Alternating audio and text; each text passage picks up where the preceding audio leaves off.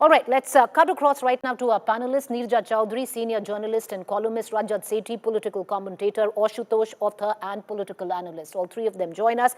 Neerja, beginning with you, how would you rate the monsoon session, keeping in mind most of it was adjourned, where it cost India 2.5 lakh rupees per minute? It cost the country's exchequer. Preeti, number one, I would like to say, this debate comes up about how much money is spent every minute on Parliament. I think, yes, while our MPs have to be mindful of the time, we cannot weigh our democracy against money. And Parliament represents the heartbeat of democracy. So I think this argument that we keep repeating in the future can be used actually to say dispense with Parliament. So I'm always very worried about when this argument about money is forwarded. But coming to your question, this Parliament session was a very important, turbulent, more important than many other sessions have been. Though there were repeated disruptions on the whole issue of SIR, and debate couldn't take place. On the whole, debate took place. And as you said, the Vice President of India resigned on the first day of Parliament, and towards the end, we saw the new nominations by those from both the ruling side and the opposition of candidates who one of them will be the next Vice President of India. So it is a very important thing, because in the middle of his term, it is unprecedented that the Vice President of India should resign in the manner in which he did. Number two, yes, I thought it was a very spirited debate on Operation Sindoor. You can agree with the points made, disagree. It was a blistering attack by the Congress and the opposition parties, and a very spirited defense and a counter attack on the opposition by the Prime Minister, the Home Minister, the Defense Minister, the External Affairs Minister. So you got a feel of both sides, what they had to say on it. And of course, towards the end, we saw this very far-reaching bill.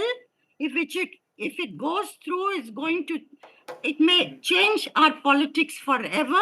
And that is the possibility of removing Prime Minister, Central Ministers, Chief Ministers, State Ministers from their position, if they are in jail on a serious offense from 30 days. Now, that's been referred to the Select Committee, again, very far-reaching. The question that hangs there unanswered is, will they have the majority in both houses, two-thirds majority, to be able to pass through that constitutional amendment? So, as I say, it has been, what has been good is that we had debate rather than stalling of Parliament, which we see session after session, about which you expressed your, concern at the beginning when you talked about the money part of it.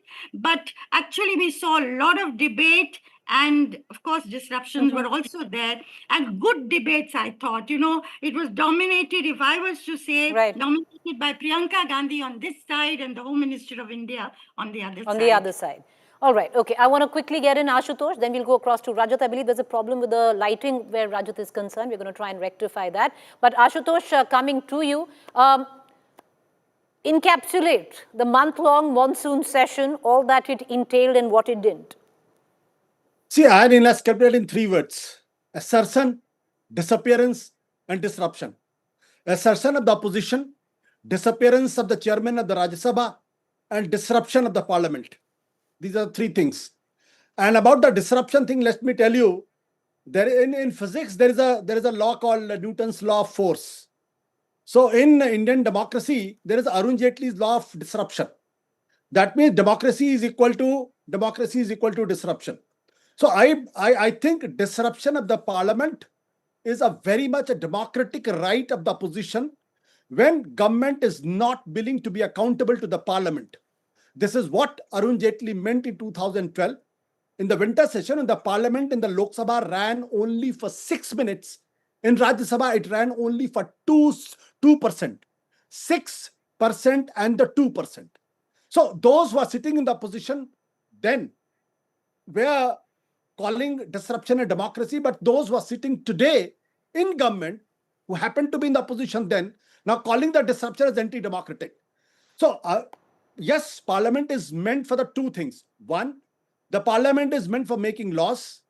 2, parliament is to make government accountable. How will you make a government accountable which is not willing to concede even an inch to the opposition?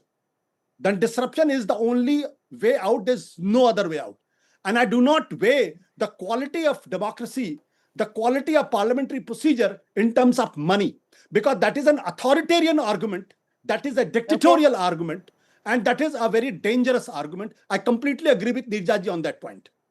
But, there's also a point in this, Ashutosh, and I'll circle back to you, which is that, what are we really teaching our younger parliamentarians? They have absolutely no clue how a parliament functions, should function. To give you, a figure where the Congress is concerned, 37 MPs are below the age of 50 for the Congress. And that is a contention where, what is the protocol? What is procedure? I don't think they have any clue, but we'll come back to that. We'll get a Nirjaji as well. But Rajat, your biggest takeaways on the month-long monsoon session? I think it was an averagely good session, though it's going to be an historic sort of a year where a lot of our foreign policy engagement and our security posture around our neighbors is going through a material change. So I believe this year would be recorded in history where sharp turns were being made in our overall policy making around strategic affairs and also our foreign policy affairs. From that perspective, I believe we could have ideally seen much more richer conversation around these topics, less of politicking per se, and more around these substantive discussions, because India is going through a challenging time wherein the set parameters of a global world order are undergoing rapid changes. But I did not see our members of parliament bring up to the level or the intellectual level that I would have expected. So I would, again, important topics were discussed. So it was an averagely good session in my understanding. But again, going back to your question around does money matter or not, nobody's weighing in a weighing scale that, okay, this much amount of money is spent or not. But our parliamentarians have to remain accountable to public exchequers, public purses. When you are spending, that cognizance, that sense of responsibility should always hang over them whenever they are going out and disrupting a session. So I personally feel whatever moral reason they find out to not disrupt a house, they should adopt that. If money or public money, taxpayer money is one reason, they should certainly account for it. So it's not a black and white thing that you can't weigh an economy on money. Ultimately, the job of our policymakers, our governments remain redistribution and doing redistributive justice in the best possible way. So you can't be seen as wasting taxpayer money on frivolous discussions and frivolously trying to disrupt the parliament. All right, because it does hit home when somebody tells you that it takes 2.5 lakhs per minute to run the parliament. It's your money. It's, it does hit home. But I want to take final comments. Nirja Chowdhury, you want to step in 1 minute, ma'am, encapsulate, has it set the stage for a winter session in the middle? We have an election. Yes, in this bill, also 130th Constitution Amendment that has been sent to the Select Committee, the Home Minister has asked for the committee to give its report before the winter session. So that also is going to be very, very important. And as you say, there'll be a very important Bihar election. We will see what is the impact of SIR. The revision the roles revision that is underway, and the Supreme Court is being seized of the matter. So there are many far-reaching issues that have come to the fore in this Parliament session. I think it's been a very important session. I personally have been happy that people marshaled their arguments. They actually spoke well. They went for each other. They went for the jugular. It's so much better than disruption as the language of... In terms of speech, Nirja Chowdhury, you give it to Priyanka Gandhi and the Home Minister Amit Shah, correct, ma'am? That's right. Okay. I would go to the... Right, Ashutosh ji, please come in. Ji, again, I'll describe in 3 Ds: the disappearance of the democratic niceties, the disappearance of the constitutional morality, and disappearance of the quality debates. The democratic niceties, because you might not like Mr. Dhankar for what he did in the parliament, but the way he was treated, the way he was insulted, the way he was humiliated, earlier by the opposition and then later by the government.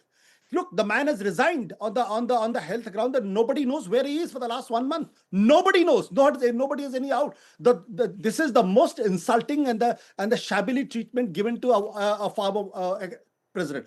And I'm most worried about not about the disruption, but I'm most worried about the quality debates. Today, Parliament have almost no towering person whose debate I would love to go and see. I think the best debate in months I have seen was about Rahul Gandhi, very forceful, to the point. But again, where are those parliamentarians? Those Right. parliamentarians, Nirja Chaudhary must be. So the quality of debate is so low today. But So Ashutosh low ji, you today must. that I'm really So ashamed. you didn't think there was anybody from the treasury benches that spoke well. So I Rahul don't Gandhi think so. at one end, no. See, I don't think anybody deserves to be mentioned by Okay. me in the treasury Okay. bench, because the kind All of right, fair enough, vengeance, sir. Your the kind choice, of your vengeance pick. shown there.